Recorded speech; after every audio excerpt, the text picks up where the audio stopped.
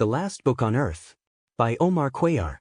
The year was 1985, and I was 11 years old at the time. I had never seen my father so agitated. He ran the fingers of his right hand along the shelves of the only bookcase we had, making sure no books remained there. With his other hand, he carried a black plastic bag, inside which were all the books my family had bought over the years. Most of them were very long novels that, given my age and personal inclinations, I hadn't ventured to read, and if I had, I'm sure I wouldn't have understood them. Even with the black plastic bag in one hand and a tremendously unsettled look on his face, my father knelt in front of me, set the bag aside, and shook me with his arms. "Do you promise me you don't have any books in your room? Promise me. In the name of God and your mother, promise me you haven't taken or hidden any books."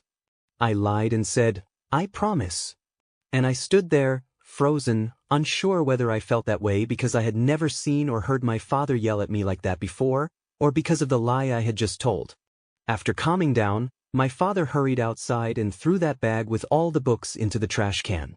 All the books, except one. The book I had hidden under my mattress the day before, what people would later come to call, over time, The Purge.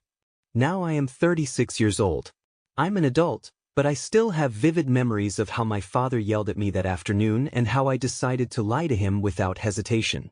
It wasn't until I turned 15 that I understood the gravity of the situation and regretted hiding the truth from him. Not a day went by that guilt didn't torment me. But how could an 11-year-old child, lacking an adult's language, explain to a father why a book was so important to him? How could I, at 11, explain to my father that the book made me feel good because, when I read it, someone appeared in my mind, someone whose body and consciousness felt more real than my own body and consciousness? It wasn't until I turned 15 that I learned all the governments around the world had begun confiscating every novel, short story, tale, and narrative in existence, in every language, only to dispose of them afterward.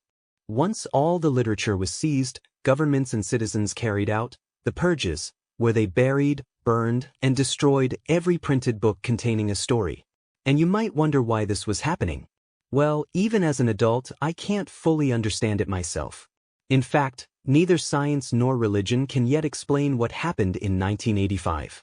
And what did happen? Many describe it as collective hysteria, though personally, I believe it was more like the one and only time humanity truly united as a whole. It turns out that in 1985, people who read literary works began to realize that, while reading, they were imagining the same character. A character they didn't know in real life, yet one they started to identify with. Beyond this vicarious trait, the character appearing in every reader's mind seemed to take on a life of its own.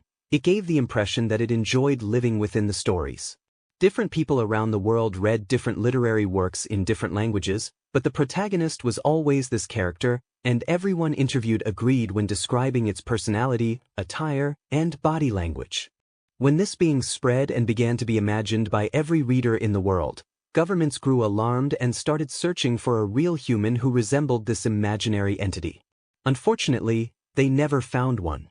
Frightened, because a theory began circulating that this imaginary being was an alien weapon meant to invade and destroy the human psyche, governments decided to carry out the purges and destroy all literature containing stories.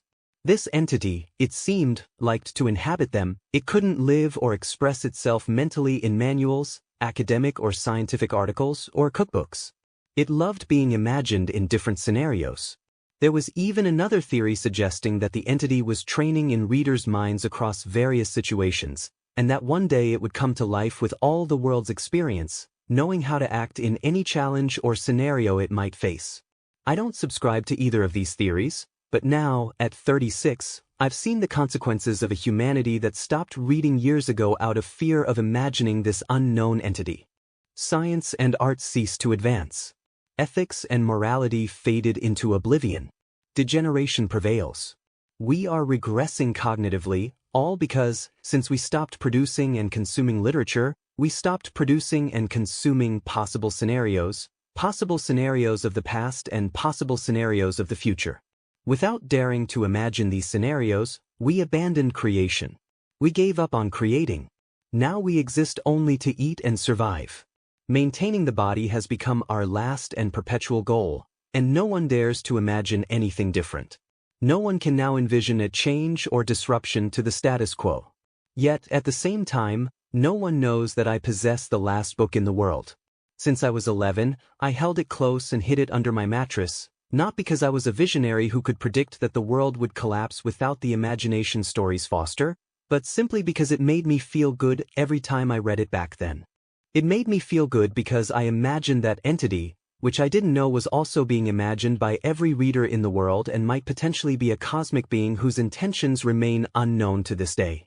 Today, I dare to make this letter public, addressed to the world's most powerful leaders and elites, to inform them of my discovery. A few months ago, I stumbled upon a mysterious verse that seems to have the power to reveal the intentions of whoever reads it.